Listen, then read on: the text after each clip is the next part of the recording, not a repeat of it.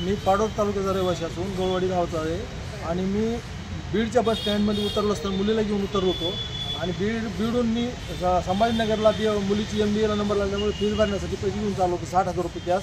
आणि बसमध्ये ज्यावेळेस चढलो त्यावेळेस माझ्या एक हात वर चढता पहिली पायरी चढली आणि एक हात वर गुंतला होता आणि दुसऱ्या हातामध्ये बॅग होती आणि चोरट्याने एक ब्लॅक कलरचा शर्ट असलेला मुलगा 20-22 वर्ष वय असणारा डाव्या खिशामध्ये 60,000ची कॅश ओढली आणि ओढून पळाला.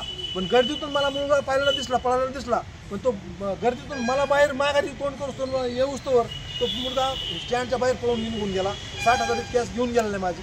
मी आता एवढ्या म्हणजे बिकट परिस्थितीमध्ये की मी आता मुलीला सुद्धा संभाजीनगर नेऊ शकत नाही. म्हणजे फीस आणणार कुठून भरणार कुठून अशी परिस्थिती झाली माझी.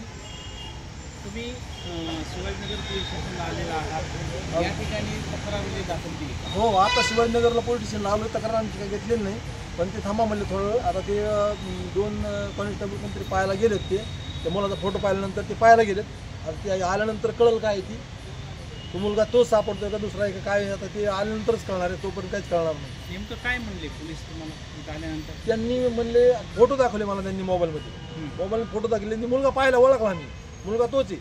त्याच्या आत्ता सध्या त्याच्या काळा शर्ट त्याच्या अंगामध्ये आणि साधा शर्ट आहे, असं गुंड्यासुद्धा नाही आणि एकदम मळकट कपडे होते. आणि मुलीला एवढं मी म्हणलो की थोडं तुटक राहा, हा मुलाच्या अंगात कपडे मळकट आहेत. मी म्हणलो बरं का तसं की का मळकट कपडे होते. म्हणलं तुझ्या अंगाला कपडे हे होईल. आणि ते म्हणजे असं मला चोरट्या वाटलंच नाही.